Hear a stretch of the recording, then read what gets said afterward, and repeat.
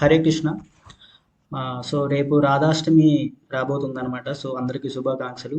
So Radhashtami సందర్భంగా మనము ఈ బృహత్ భాగవతామృతలో ఉన్న ఒక స్టోరీ గురించి డిస్కస్ చేద్దాం. సో ఇదేంటంటే నారద మహర్షి ఏంటంటే మొత్తం అన్ని స్వర్గలోకాలు, భూలోకాలు, పాతాళ లోకం, అన్ని వైకుంఠం, సో అన్నింటా వెళ్ళి ఎవరు భగవంతుడి యొక్క గొప్ప భక్తులని సెర్చ్ చేస్తుంటారు అనమాట. సో అయితే మనకి జనరల్గా మనకి ఏమని చెప్తారంటే ఈ బృహత్ భాగవతామృత రాసింది ఎవరంటే సనాతన గోస్వామి అనమాట.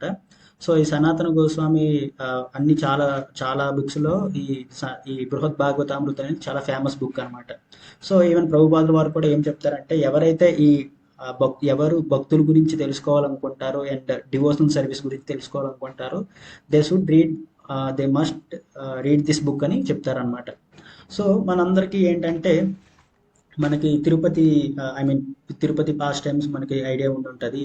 సో ఫస్ట్ ఏంటంటే భృగు మహర్షి మొత్తం అంటే బ్రహ్మ విష్ణు శివాల్లో ఎవరు గ్రేటెస్ట్ లార్డ్ అని, ఎవరు గ్రేట్ లార్డ్ అని సెర్చ్ చేయడానికి వెళ్ళినప్పుడు మనకందరికీ తెలుసు అది విష్ణువుని హృదయ చెస్ట్ మీద తన్నడం కానీ అదంతా. సో అలాగే ఈవెన్ భాగవతంలో కూడా అది ఆ స్టోరీ ద్వారా ఏం కంక్లూడ్ అవుతుందంటే Vishnu is the greatest lord అని. ఈవెన్ భాగవతంలో కూడా ఏం చెప్తారంటే ఏతే చాంస కలపుంస కృష్ణస్తు భగవాన్ స్వయం ఇంద్రారి వ్యాకులంలోకే మృదయంతి యుగే యుగే. అంటే భగవంతుడికి చాలా అవతారాలు ఉంటాయి. మనకి దశావతారాలు కాకుండా కూడా చాలా అవతారాలు ఉంటాయి అన్నమాట. కానీ అన్ని అవతారాల్లో ఏతే చాంస అంటే అందరూ వాళ్ళ అంశలు మాత్రమే. రామ గాని, బలరాముడు గాని, బుద్ధ గాని, కల్కి గాని, వేదవ్యాసుడు గాని, వీళ్ళందరూ అంశాలు అనమాట. కానీ వీళ్ళందరికీ ఆరిజిన్ అనేది ఒకటి ఉంటుంది, సృష్టి. అంటే అక్కడ నుండి ఆ అవతారం నుండి స్టార్ట్ అవుతుంది అనమాట. కృష్ణస్తు భగవాన్ స్వయం అంటే భగవంతుడు శ్రీకృష్ణుడు మాత్రమే అందరికీ ఆది అనమాట. సో ఆయన నుండి అన్ని అవతారాలు వస్తాయి. ఇంద్రారి వ్యాకులం లోకం అంటే ఇంద్రుడికి ఎవరు వ్యాకులం అంటే ఎనిమీస్ అనమాట, ఎవరు రాక్షసులు అనమాట. వాళ్ళందరికీ ఎన్హిలేట్ చేయడానికి వాళ్ళందరినీ ఏదైనా ఎప్పుడైనా ప్రాబ్లం వచ్చినప్పుడు మృదయంతి యుగే యుగే ప్రతి యుగంలోన జన్మిస్తుంటారు అన్నమాట. ఈవెన్ భగవద్గీతలో కూడా ఉంటుంది కదా, పవిత్రనాయ సాధునా వినాశాయ దుష్కృతం ధర్మ సంస్థాపనార్థాయ సంభవామి యుగే యుగే. సో సిమిలర్లీ మనకేంటంటే నారద ముని. సో నారద ముని ఏంటంటే ఇంకా భగవంతుడికి చాలా మంది భక్తులు ఉంటారు అనమాట. ప్రహ్లాద్ మహారాజు, ధ్రువ మహారాజు, మళ్ళీ పాండవులు, మళ్ళీ లక్ష్మీదేవి, మళ్ళీ రాధారాణి, గోపికలు. సో ఇలా చాలా మంది డివోటీస్లో ఎవరు గ్రేటెస్ట్ డివోటీ అని ఇంకా వెతకడం ప్రారంభిస్తారనమాట. సో అలా అలా వెతుకుతూ ఫస్ట్ ఎక్కడికి వస్తారంటే ప్రయాగ. మనందరికీ తెలుసు ఇప్పుడు కుంభమేళ ఎక్కడ జరుగుతుంది, ప్రయాగ అనమాట. సో ఫస్ట్ ప్రయాగకు వెళ్ళినప్పుడు అక్కడ ఒక బ్రాహ్మణుడు ఏంటంటే భగవంతుడు ఆరాధన చేస్తూ ఉంటాడనమాట. అన్ని పూజ నైవేద్యాలు అన్ని సమర్పిస్తూ ఉంటే సో నారదుడు చూసి నువ్వు నిజమైన గ్రేటెస్ట్ డివోటీ భగవంతుడికి, సో నీకన్నా ఉత్తముడు ఎవరు లేరు, నువ్వు చాలా రెగ్యులేటరీ ప్రిన్సిపల్స్ అన్ని ఫాలో చేస్తూ భగవంతుడి నామం జపం చేస్తూ రోజు ఆరాధన చేస్తూ సో చాలా మంచిగా భక్తి చేస్తున్నావు అంటే ఆ బ్రాహ్మణుడు ఏమంటారంటే లేదు లేదు, నాకన్నా ఇంకా గొప్ప భక్తులు ఉన్నారు. నువ్వు ఎక్కడికి వెళ్ళాలంటే జగన్నాథ్ పూరి వెళ్ళాలి. అక్కడ ఇంద్రజమున మహారాజు సో చాలా పెద్ద టెంపుల్ భగవంతుడికి కట్టారన్నమాట, శ్రీకృష్ణుడికి. సో ఫస్ట్ నీలమాధవ నుండి అది జగన్నాథ్ పూరి మనకందరికి ఆ పాస్ట్ టైం చాలా చాలా పెద్దది అనమాట. We can discuss later. కానీ సో ఏం సజెస్ట్ చేస్తారంటే నువ్వు జగన్నాథ్ పూరికి వెళ్ళి ఇంద్రజమున మహారాజును కలుగు, ఆయన భక్తి భావం నీకు చాలా క్లారిటీగా అర్థమవుతుందంటే నారదముని ఏం చేస్తారంటే జగన్నాథ్ పూరికి వెళ్తారన్నమాట. ఎప్పుడే జగన్నాథ్ పూరి చూసి వెళ్ళారో, ఆ టెంపుల్ చూశారో, ఆయన యొక్క భక్తి, ఆ ఇంద్రజమున మహారాజు యొక్క భక్తిని చూశారో, మళ్ళీ ఎవ్వరు పిలిగ్రిమ్స్ జగన్నాథ్ పూరి వెళ్ళినా కూడా ప్రసాదం దొరుకుతుందన్నమాట. సో ఇంత మంచిగా ఒక రాజుగా తన రాజ్యంలో ఉన్న వాళ్ళ ప్రజలందరినీ పిల్లల్లాగా చూసుకుంటారన్నమాట. సో నారదముని వెంటనే ఇంకా ఇంద్రజమున మహారాజును కలిసి మీరు నిజమైన భక్తులు, మీరు ఇంత మంచిగా భగవంతుడికి సేవ చేస్తున్నారు అంటే ఇంద్రజమున మహారాజు ఏమంటారంటే ఇంకా నాకన్నా గొప్ప భక్తులు ఉన్నారు. నేను ఓన్లీ భూలోకంలో రాజుని, కానీ స్వర్గలోకాలకి అధిపతి ఎవరు? ఇంద్రుడు అనమాట. భగవంతుడు ఇంద్రుడిని స్వర్గలోకాలకి అధిపతి చేశారు. మళ్ళీ భగవంతుడే స్వయంగా వామన రూపంలో ఆయన తమ్ముడిగా పుట్టారన్నమాట. అంటే కశ్యపాదితికి వామన అవతారము వస్తారన్నమాట. ఎందుకు వామనుడు ఆవిర్భవించాల్సి వచ్చిందంటే బలి మహారాజు స్వర్గలోకాలకు వెళ్ళి మొత్తం అన్ని స్వర్గలోకాల్ని ఆక్రమించుకుంటారన్నమాట. సో ఆక్రమించుకుంటే మళ్ళీ ఎప్పుడైతే కశ్యప దితి వాళ్ళ ఇంద్రుడి వైఫ్ సతి వాళ్ళ వాళ్ళ సిచ్యువేషన్ అవన్నీ చూసి భగవంతుడు ప్రే చేస్తే భగవంతుడు వామన అవతారంలో వస్తానని బ్లెస్ చేస్తారనమాట. సో భగవంతుడు వామన అవతారంలో వచ్చి ఆ బలి మహారాజు ఎప్పుడైతే యజ్ఞం చేస్తున్నారో ఆ యజ్ఞంకి వెళ్తే 3 అడుగుల నేల అడుగుతారన్నమాట. చిన్న పిల్లవాడే కదా అని 3 అడుగులు నేల ఇచ్చినప్పుడు ఒక అడుగుతో కింద మొత్తం మొత్తం కింద 7 లోకాలు అతల వితల సుతల తలతల రసతల మహతల పాతాల మళ్ళీ మీద 7 లోకాలు అన్నమాట. భూలోక భూలోక స్వర్గలోక మహాలోక జనలోక తపోలోక బ్రహ్మలోక. ఎప్పుడైతే ఈ బ్రహ్మలోకానికి పాదం వెళ్తుందో అప్పుడు ఆ గర్భోదక ఓషన్ ఉంటుంది కదా, స్పిరిచువల్ లో మనకి విరజా నది అంటారు అనమాట స్పిరిచువల్ వాళ్ళు. సో ఆ విరజా నది బ్రేక్ అవుతుంది అనమాట ఆయన పాదం తాకడంతో. ఈవెన్ మనకి బ్రహ్మ కడిగిన పాదము అంటారు కదా, ఈవెన్ బ్రహ్మలోకానికి వెళ్ళినప్పుడు ఈ పాదానికి అభిషేకం కూడా చేస్తారనమాట. సో అప్పుడు ఈ స్పిరిచువల్ వాళ్ళ నుండి ఈ హెవెన్లీ ప్లానెట్స్ కి గంగా అనేది వస్తుంది అనమాట. మళ్ళీ హెవెన్లీ ప్లానెట్స్ నుండి భూలోకంకి ఎవరు తెస్తారంటే మనకందరికి తెలిసిన స్టోరీ భగీరథుడు తీసుకొస్తారన్నమాట. అది కూడా శివ ఎలా ఇన్వాల్వ్ అవుతారు అవన్నీ ఉంటాయన్నమాట. సో నీదే ఇంద్రుడికి చాలా ఫేవరబుల్ గా ఉంటారు భగవంతుడు. ఆయన తమ్ముడుగా పుట్టారు. ఆయనకి మొత్తం బలి మహారాజు దగ్గర మళ్ళీ చీట్ చేసి ఆ రాజ్యాన్ని ఆక్రమించి మళ్ళీ ఇంద్రుడికి ఇచ్చేస్తారు. ఇంత మంచి భక్తుడు నువ్వు ఇంద్రుడి దగ్గరికి వెళ్ళాలంటే నారదుని వెంటనే స్వర్గలోకాలకి క్యాపిటల్ అయిన అమరావతి దగ్గరికి వెళ్తారన్నమాట. సో అమరావతి దగ్గరికి ఇంద్రుడి దగ్గరికి వెళ్ళినప్పుడు ఇంకా ఇంద్రుడు మనకందరికీ తెలిసిందే కదా, ఐ మీన్ సో ఇంద్రుడు అందరిని పరిపాలిస్తుంటాడు, అప్సరసాలతో ఉంటారు, మళ్ళీ ఐ మీన్ రాజుగా పరిపాలిస్తుంటాడు అన్నమాట. కానీ సో ఇంద్రుడి దగ్గరికి వెళ్ళినప్పుడు ఇలా ఇంద్రుడు చెప్తారన్నమాట నారదముని, మీరు నిజమైన భక్తులు అంటే ఇంద్రుడు ఏమంటారంటే నేను నిజమైన భక్తుని కాదు, నేనెప్పుడు ఇలా నేనెప్పుడు నేనేంటంటే రాజ్యానికి నాకు రాజ్యం కావాలని ఎవరు యజ్ఞాలు చేసినా తపస్సు చేసినా సరే వాళ్ళకి ఎలాగోలాగా నేను భంగ పెడుతుంటాను అనమాట. విశ్వామిత్రుడు కూడా తపస్సు చేస్తుంటే అయ్యో మళ్ళీ తను ఇంద్రుడు అయిపోతాడేమోనని తన పుణ్యం పెరుగుతుందని నేనే మేనకాన్ని పంపిస్తానని చెప్తాడు అనమాట. ఈవెన్ స్వయంగా భగవంతుడు పృథు మహారాజు 99 అశ్వమేధ యజ్ఞాలు చేస్తారన్నమాట. ఈ లాస్ట్ 100 అశ్వమేధ యజ్ఞం వచ్చేసరికి ఎప్పుడైతే 100 అశ్వమేధ యజ్ఞం వచ్చేసరికి ఇంద్రుడు సన్యాస రూపంలో వచ్చి ఆ హార్స్ని కూడా దొంగలాడతాడు అనమాట. సో అదంతా మనకి ఆ స్టోరీ కూడా తెలుసు అనమాట. నెక్స్ట్ ఈవెన్ ఇప్పుడు నెక్స్ట్ ఇంద్రుడు ఏమంటారంటే కృష్ణుడే స్వయంగా అది గోవర్ధన లీలలో కృష్ణుడి యొక్క గోవర్ధన లీలలో ఏమని చెప్తారంటే కృష్ణుడే స్వయంగా గోవర్ధన పూజ తీసుకుంటాడు అనమాట, అన్ని నైవేద్యాలు అవన్నీ. సో సో నేను ఆ బ్రజవాసులు కృష్ణుడి యొక్క భక్తులైనా కూడా వాళ్ళ మీద నేను సంవర్ధక మేఘాలనేది కురిపించాను అనమాట. అది 7 రోజులు ఇంకా స్వామి శ్రీకృష్ణుడు ఏడు రోజులు చిటికిన వేల మీద ఆ గోవర్ధన గిరిని ఉంచారు అనమాట. యాక్చువల్గా సంవర్ధక మేఘాలు ఎప్పుడంటే ప్రళయం అప్పుడే వస్తాయి అనమాట. అంత పెద్ద ప్రళయం అప్పుడు పంపించాల్సిన మేఘాలు నేను బృందావనంలో గోవర్ధన నాకు పూజ చేయలేదని వ్రజవాసుల మీదకి పంపించాను అనమాట. అయినా సరే కృష్ణుడు నన్ను క్షమించాడు అనమాట. తర్వాత అంటే నేను తెలుసుకోకుండా తప్పు చేయడం వలన కృష్ణుడు కూడా నన్ను క్షమించాడు అనమాట. మళ్ళీ ఇంకో తప్పు కూడా చేశాను అనమాట. ఏంటంటే అది సో కృష్ణుడు సత్యభామ ఎప్పుడైతే స్వర్గలోకాలకు వచ్చినప్పుడు సత్యభామ అనేది పారిజాత ట్రీ అనేది లైక్ చేస్తుంది అనమాట. సో ఇంకా కృష్ణుడు వెంటనే పారిజాత చెట్టు కూడా తీసుకుని వెళ్ళిపోతాడు. సో నేను కృష్ణుడి వల్లే నాకు ఈ అధికారం వచ్చింది, రాజ్యం వచ్చింది, అయినా కూడా పారిజాత చెట్టుకి నేను లోబడి వాళ్ళ వెంటనే పరిగెడుతూ ఉంటాను అనమాట. వాళ్ళతో యుద్ధం కూడా చేస్తాను అనమాట. సో అప్పుడు స్వయంగా సత్యభామనే యుద్ధంలో పాల్గొని ఉంటుంది. సో ఇన్ని మిస్టేక్స్ చేశాను నేను. మళ్ళీ సభలో బృహస్పతికి నేను గౌరవం ఇవ్వలేదు. సో బృహస్పతి గౌరవం ఇవ్వకపోతే నాకు మళ్ళీ ఆ శాపం వలన రాక్షసులు మళ్ళీ ఐ మీన్ స్వర్గలోకాన్ని ఆక్రమించారు. మళ్ళీ అది చూసి నేను విశ్వరూప యజ్ఞం చేయమన్నాను. మళ్ళీ విశ్వరూప కూడా రాక్షసులకు సహకరిస్తున్నాడని విశ్వరూపాన్ని కూడా చంపాను. నాకు బ్రహ్మహత్య పాపం వచ్చింది.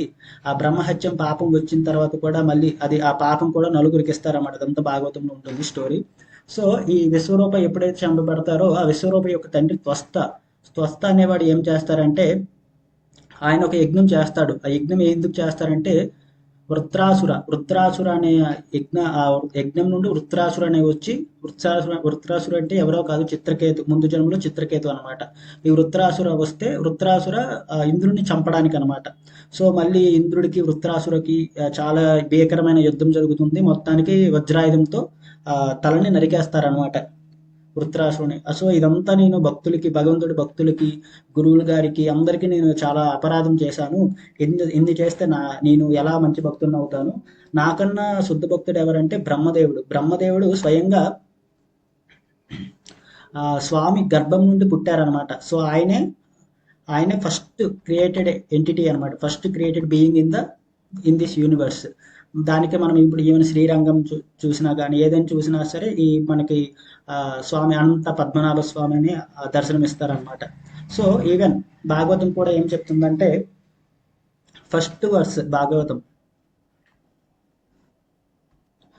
సో భాగవతం కూడా ఫస్ట్ వర్స్ ఏంటంటే ఓం నమో భగవతే వాసుదేవాయ జన్మాద్యస్య యతోన్మయ దితరశ్చద్దే అభిజ్ఞాస్వరాట్ తేనే బ్రహ్మ హృదయ ఆదికవయే. సో ఫస్ట్ ఏంటంటే జన్మాద్యస్య అంటే భగవంతుడే అన్నింటికి ఆది అనమాట. తేనే బ్రహ్మ హృదయ ఆది కవయే. సో ఫస్ట్ స్పిరిచువల్ నాలెడ్జ్ ఇచ్చింది ఎవరికంటే బ్రహ్మకు అనమాట. అంటే అబౌట్ ద క్రియేషన్ అని కానీ, అబౌట్ ద అంటే మొత్తం 4 వేదాల గురించి అని కానీ. సో మొత్తం బ్రహ్మదేవుడు 100 సెలస్టియల్ ఎయిడ్స్ తపస్సు చేస్తే దానికి మెచ్చుకొని ఈ నాలెడ్జ్ అంతా పాస్ ఆన్ చేస్తారనమాట బ్రహ్మదేవుడికి. సో బ్రహ్మదేవుడి తర్వాత మొత్తం 14 లోకాలు అన్నమాట. 7 పాతాళ లోకాలు, 7 ఐ మీన్ ఊర్ధ్వ లోకాలు అనమాట. సో మొత్తం అన్నింటినీ క్రియేట్ చేస్తారనమాట. సో బ్రహ్మ నిజమైన భక్తుడు, నువ్వు బ్రహ్మదేవుడి దగ్గరికి వెళ్ళని నారదమునికి చెప్తే నారదముని బ్రహ్మదేవుడి దగ్గరికి వెళ్తారనమాట బ్రహ్మలోకానికి. సో బ్రహ్మలోకానికి వెళ్ళిన తర్వాత బ్రహ్మదేవుడు ఏం చెప్తారంటే నేను నిజమైన భక్తుని కాదు, నేను క్రియేషన్ చేసినా కూడా కృష్ణుడి యొక్క భగవంతుడి యొక్క దృష్టి వలనే ఈ లోకమంతా ఆ కాన్షియస్నెస్ అనేది స్ప్రెడ్ అయిందనమాట. ఈవెన్ బ్రహ్మ సంహితలో కూడా చెప్తారన్నమాట, అండాంతరస్థ పరమాణు చయంతరస్థం అంటే ప్రతి అణువు కూడా భగవంతుడు వెళ్తాడు అనమాట.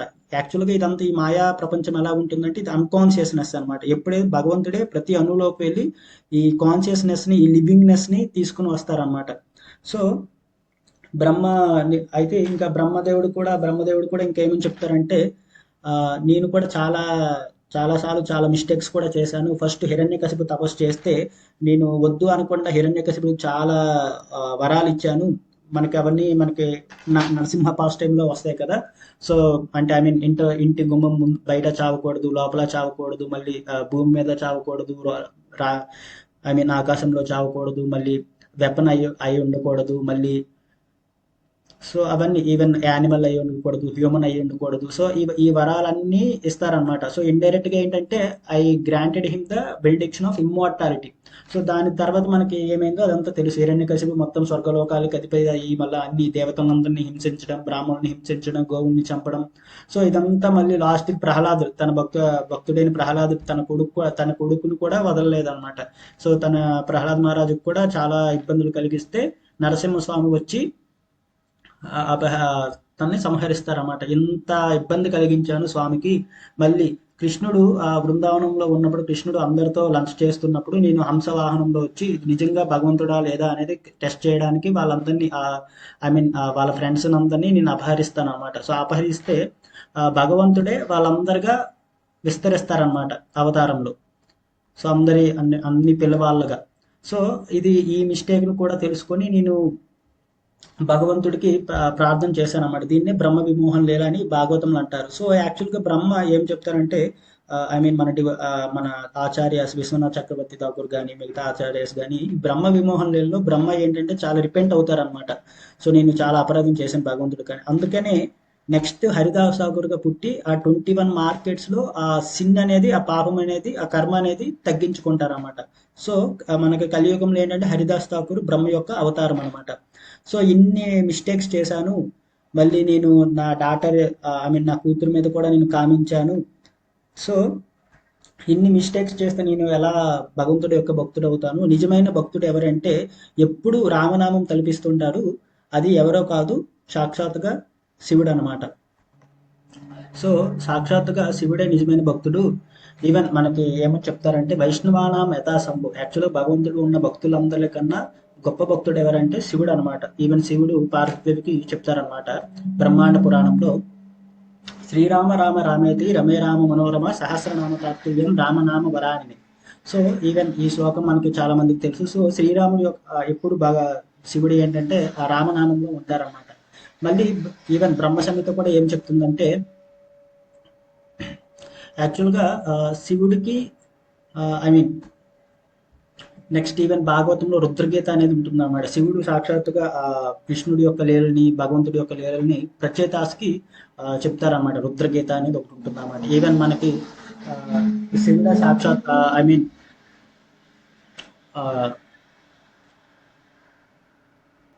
క్షీరసాగర మదనంలో ఎప్పుడైతే మనకు విషం వస్తుందో అందరూ శివుని ప్రార్థిస్తే శివుడు విషం కూడా తీసుకుంటారన్నమాట. సో శివుడు అని ఉండేది ఎక్కడంటే కైలాసంలో ఉంటారన్నమాట.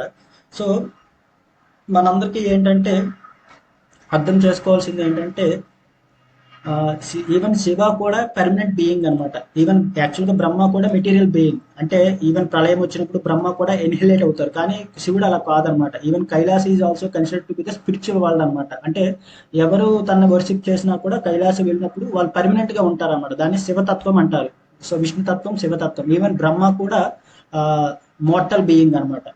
సో మనకి ఈవెన్ శివుడి యొక్క ఆ, పుత్రుడు ఈవెన్ వినాయకుడు కూడా మహాభారతంలో ఆ, మహాభారతాన్ని రాస్తారన్నమాట. సో ఆయన కూడా చాలా మంచి డివోటీ అన్నమాట.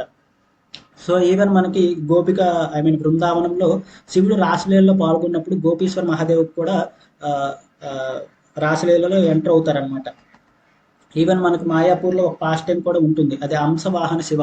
సో చైతన్య మహాప్రభు లీలలు వినడానికి శివుడు అటెండ్ అవ్వాలనుకుంటారన్నమాట చైతన్య చరితామృతం జరిగినప్పుడు. కానీ ఎద్దు అనేది చాలా స్లో కదా. సో ఎద్దు చాలా స్లో కాబట్టి ఏం చేస్తారంటే బ్రహ్మ దగ్గర హంస బారో చేస్తారన్నమాట. నువ్వు ఆ హంస తీసుకొని వెంటనే హంసలో వస్తారన్నమాట మాయాపూర్కి.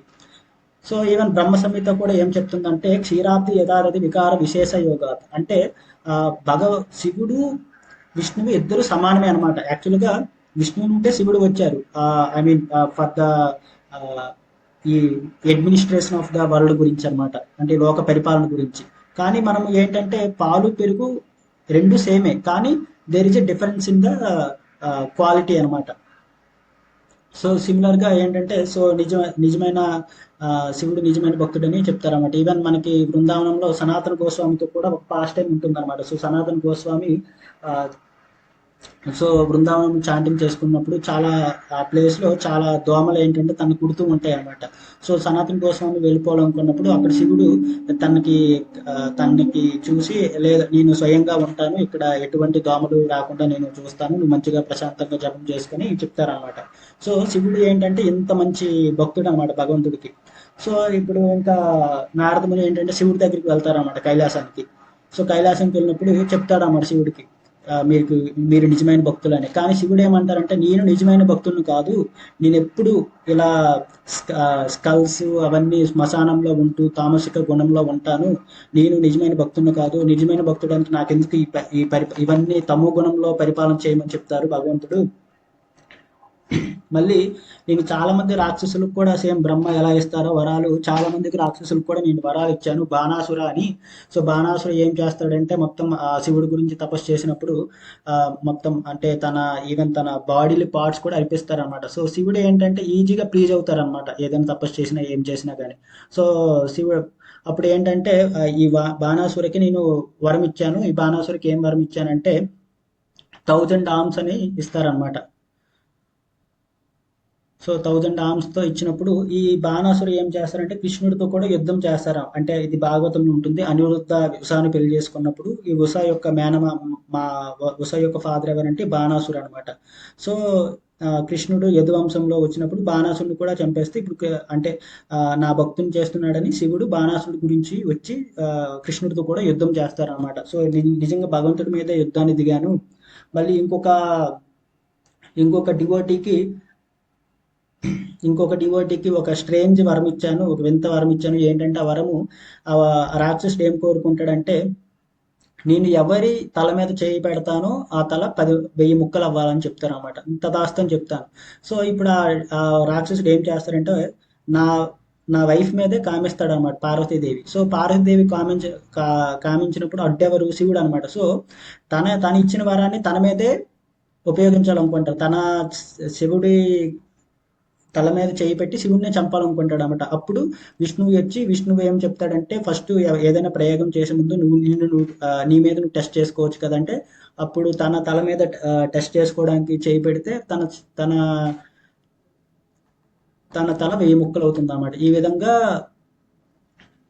విష్ణువు శివుడిని రక్షిస్తాడనమాట. ఈవెన్ మనకి శివుడు జైత్రదాకి వరం ఇస్తాడనమాట. సో జైత్రదాకి కూడా వరం ఇచ్చినప్పుడు ఎవరైనా నీ ఆ, తల ఎవరు ఎవరైతే నీ తలని తీస్తారో వాళ్ళు చనిపోతారని చెప్తారన్నమాట. కానీ అర్జునుడు తెలివిగా తలని ఐ మీన్ ఎవరి ఒడిలో పడుతుందో వారు చనిపోతారని.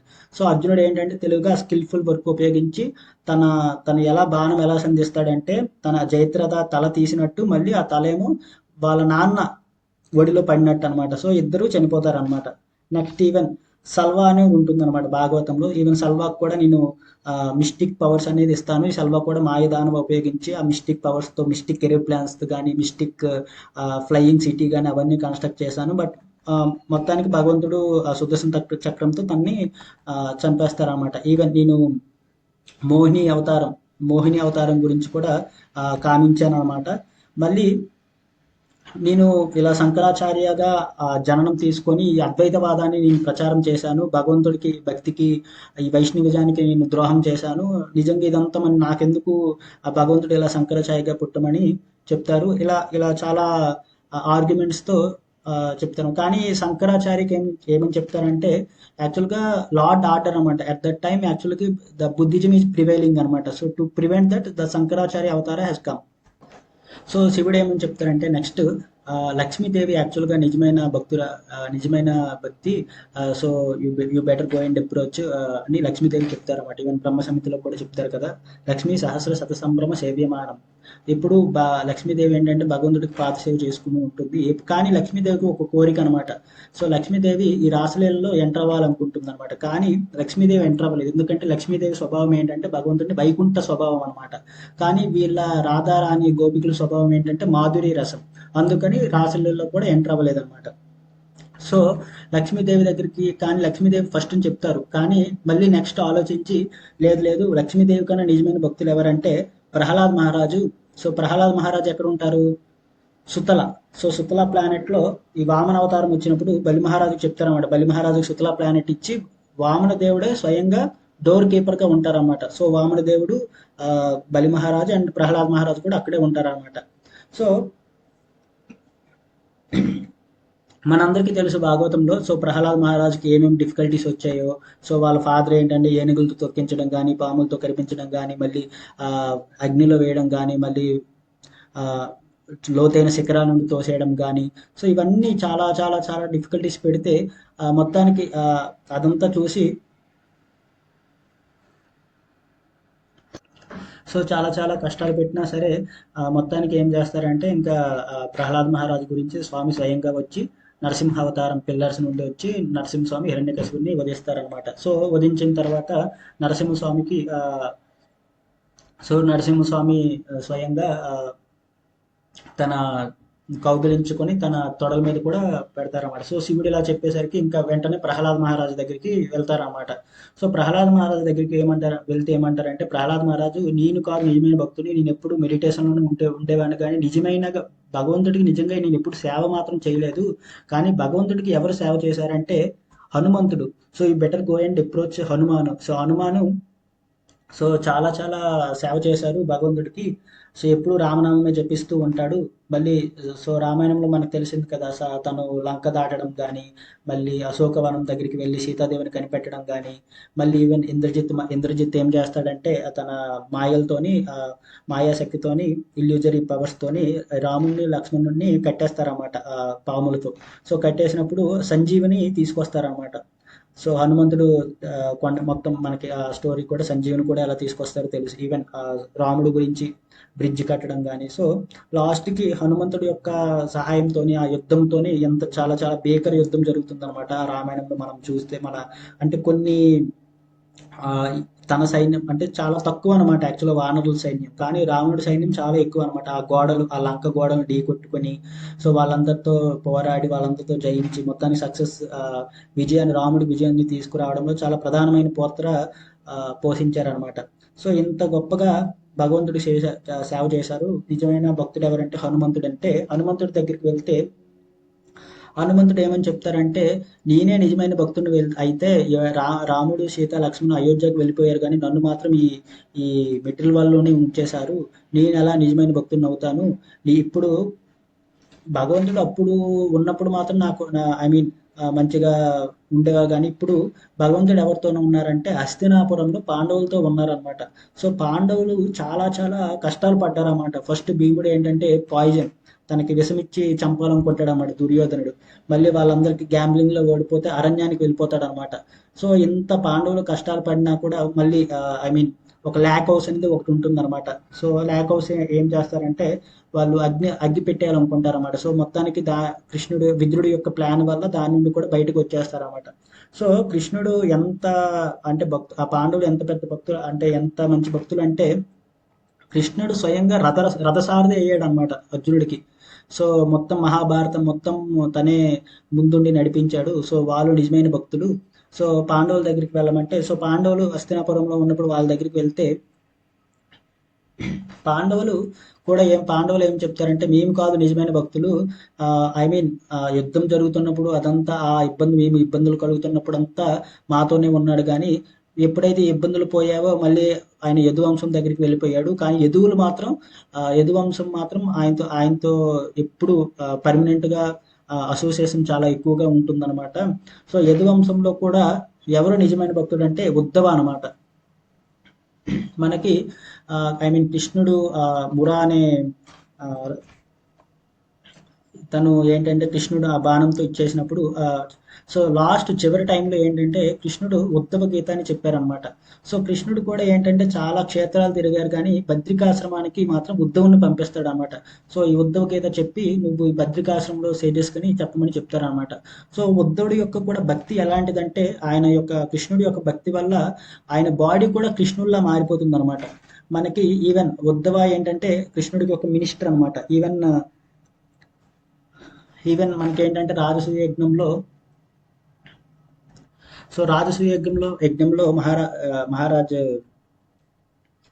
యుధిష్ఠిర మహారాజుకి ఒక ఇది వస్తుంది అనమాట, డౌట్ వస్తుంది అనమాట. నేను ఫస్ట్ అంటే అన్ని రాజుల దగ్గరికి వెళ్ళి వాళ్ళని ఓడించి గోల్డ్ తీసుకురావాలా లేకపోతే జరాసంధాన్ని చంపాలంటే ఈవెన్ ఉద్ధవుడు ఏంటంటే కృష్ణుడిని ఐ మీన్ జరాసంధాన్ని చంపమని చెప్తారనమాట. సో జరాసంధాన్ని చంపితే ఇంకా యుధిష్ఠిర మహారాజే రాజుగా పట్టాభిషిక్తుడవుతారని కూడా చెప్తారనమాట. So Uddhav is considered to be the minister అనమాట.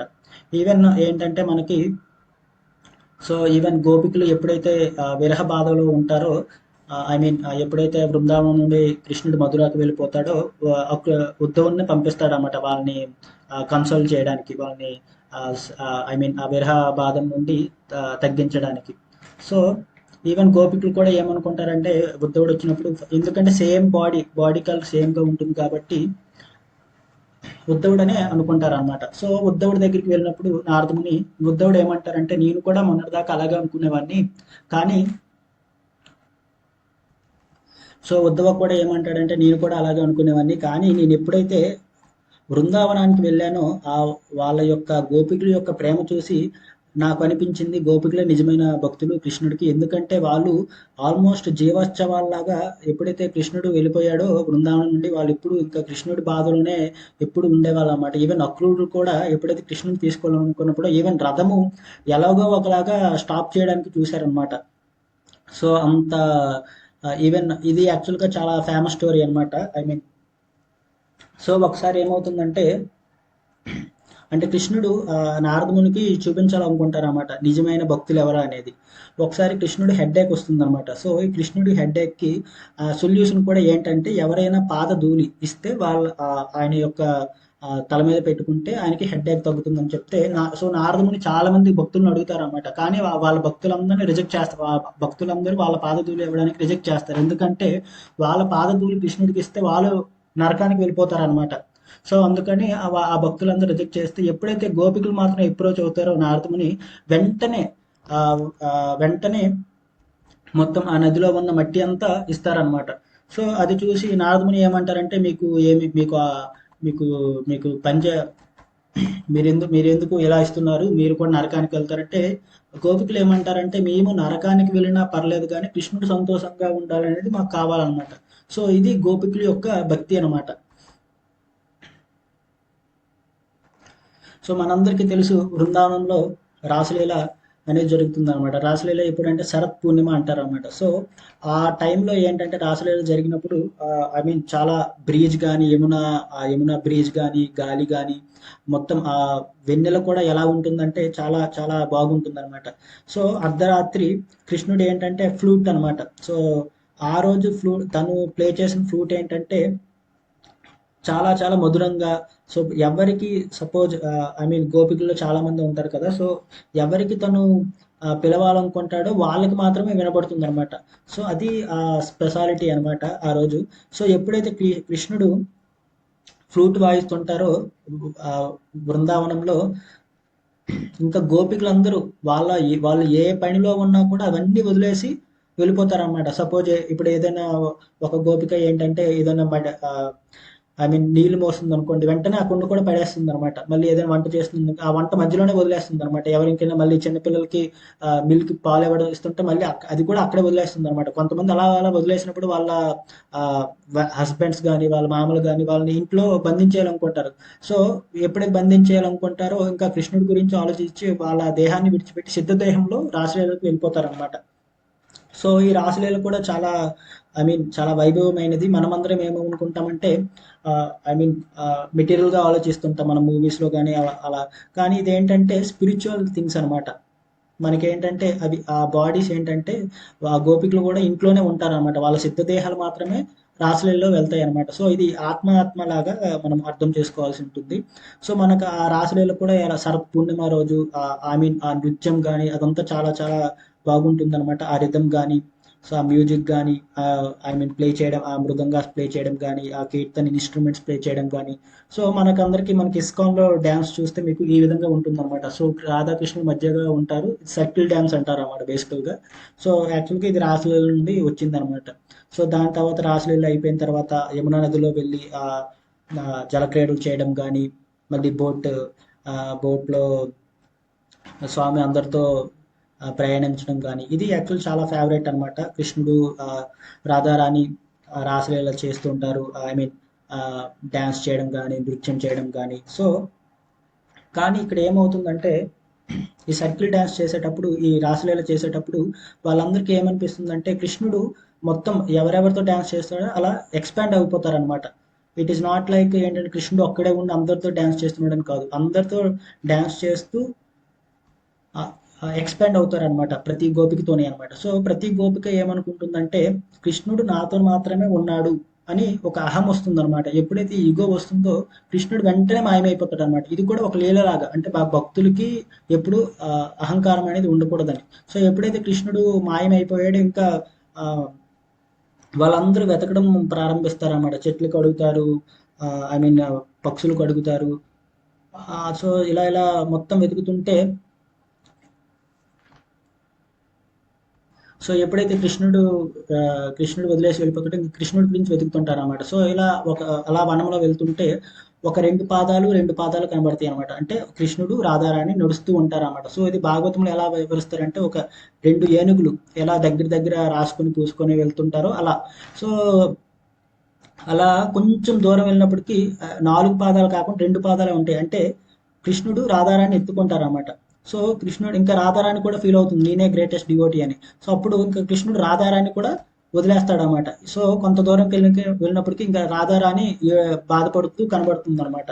సో ఇప్పుడు మనకి ఆ రాధారాణి ఇంకా గోపికలందరూ ఇది గోపి గీత అనేది భాగవతంలో చాలా ఫేమస్ అనమాట. అంటే కృష్ణుడి యొక్క విరహ బాధ తట్టుకోలేక వాళ్ళు ఈ గోపి గీత అనేది పాడతారనమాట. ఒక 3 వర్సెస్ మనం తీసుకుందాం ఈ గోపి గీతలో.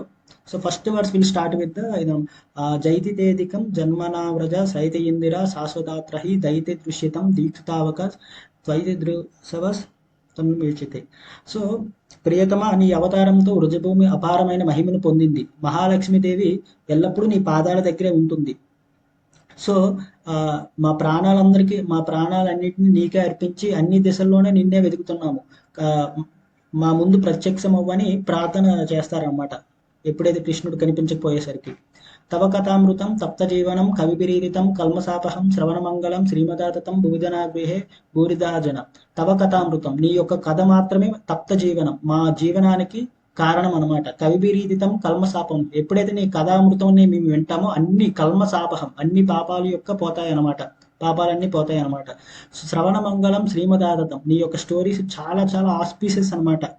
భూమి గృహంతియే బూడిదాజన నీ యొక్క కథల్ని ఎవరైతే ప్రపంచానికి పంచుతారో వాళ్ళు నిజంగా మహాత్ములు అనమాట. సో ఆ మహాత్ములు ఎవరంటే ప్రభుపాదులు వారు అనమాట. మొత్తం ప్రపంచానికి మొత్తం ఈ కృష్ణతత్వాన్ని ప్రచారం చేశారనమాట. లాస్ట్ ఏంటంటే గోపికుల యొక్క నిజమైన భావన ఏంటంటే ఈ శ్లోకంలో మనకి అర్థమవుతుంది. ప్రణత దేహినాం పాపకర్షణం తృణచరణానుగం శ్రేణికేదనం ఫణిఫణార్పితం తీర్థవలయం కుడుతునః పరం వాతసత్వజం. సో భక్తుల పాపాలను తొలగించేవాడా ఎప్పుడు తను కృష్ణుడు గోవులతోనే ఉంటారనమాట. సో కృష్ణుడు ఎప్పుడైతే ఈ ఆవులు మేపడానికి వెళ్ళినప్పుడు ఈ గోపికుల యొక్క బాధ ఏంటంటే ఆ వనంలో వనంలో అంటే సరిగ్గా ఉండదు కదా మన రోడ్డు మీద ఉన్నట్టు. సో ఎప్పుడైతే తన కమలమైన పాదాలు ఏదైనా ముళ్ళు గుచ్చుకుంటాయా అని వాళ్ళ బాధంతా అనమాట. సో సో గోపికుల యొక్క భావం ఏంటంటే మేము మేము నీతో ఉంటే నువ్వు ఆనందంగా ఉంటావని. అది వాళ్ళ సెల్ఫిష్నెస్ గురించి కాదు. ఆ లవ్ ఏంటంటే ఆ గోపికుల యొక్క ప్రేమ ఎలాంటిదంటే గోపికులు కృష్ణుడితో ఉంటే కృష్ణుడు ఆనందంగా ఉంటాడని వాళ్ళ ప్రేమ వాళ్ళ సర్వీస్ అనమాట. సో దానికి నారదముని ఇంకా ఫైనల్గా కంక్లూడ్ ఏం చేస్తారంటే రాధ మొత్తం మనకు చూసాం కదా రాసలీలలో ఇంత అందరినీ వదిలేసినా కూడా లాస్ట్కి రాధారాన్ని మాత్రం భగవంతుడు సపరేట్గా తీసుకొని ఎక్కువగా రాధారాణి అంటే కృష్ణుడికి చాలా ఇష్టం అనమాట. సో ఈ శ్లోకం అనేది రాధారాణి గురించి చెప్తారనమాట. వందేహం శ్రీరాధికాం దేవీం బృందారణ్య విహారిణిం యశ్యాహ కృపావిహీన కోపి కృష్ణం జ్ఞాతం న అర్హతి. అంటే వందేహం శ్రీ రాధికాం దేవి బృందారణ్య విహారిణి. ఎప్పుడు ఈ రాధికాదేవి ఏంటంటే వ్రజభూమిలోనే సంచరిస్తూ ఉంటుందన్నమాట. యశ్యాహ కృపావిహీన హి కోపి అంటే ఆమె యొక్క కరుణ లేకుండా ఆమె యొక్క కృప లేకుండా కృష్ణం జ్ఞాతం న అర్హతి. కృష్ణుడి గురించి మనం తెలుసుకోలేం. కృష్ణుడి యొక్క తత్వాన్ని మనం అర్థం చేసుకోలేం. సో దానికి ఏంటంటే ఈవెన్ మన ఫ్యామిలీలో చూడండి, ఈవెన్ మనం డైరెక్ట్గా ఫాదర్తో మాట్లాడాలంటే చాలా ఇబ్బంది అనమాట. సో ఎప్పుడైతే మదర్తో మాట్లాడామో మదర్ ఫాదర్తో మాట్లాడుతుంది, మన వర్క్ కంప్లీట్ అయిపోతుంది. సిమిలర్గా ఏంటంటే భగవంతుడికి కూడా ఏంటంటే భగవంతుడికి డైరెక్ట్గా అప్రోచ్ అయితే భగవంతుడికి నచ్చదు అనమాట. భగవంతుడి యొక్క భక్తులతో మనము అసోసియేట్ అవ్వాలన్నమాట. రాధారాణి కృప కానీ గురువు గారి కృప కానీ సో వాళ్ళ కృప మనకు దొరికితే కృష్ణుడి యొక్క కృప దొరకడం చాలా ఈజీ అనమాట. సో మనకి ఇది బర్సానా అనమాట. సో మనకి బర్సానాలో రాధారాణి పుడుతుందనమాట. సో అక్కడే మనకు చాలా మంది ఏంటంటే బర్సానా పరిక్రమ కూడా చేస్తారనమాట. సో బర్సానా పరిక్రమ ఏంటంటే వృందావన పరిక్రమ కన్నా 7 రెట్లు ఎక్కువ అని చెప్తారనమాట. సో బర్సానా పరిక్రమలో కూడా ఇలా మోర్ కుటీర్ అని అంటారనమాట. సో కృష్ణుడు రాధారాణి నెమళ్ళుగా మారి నెమల్లాగా డ్యాన్స్ చేస్తుంటారు అనమాట. మనకి బృందావనం అంటేనే నెమలి పికాక్ డ్యాన్స్ అనేది చాలా ఫేమస్ అనమాట.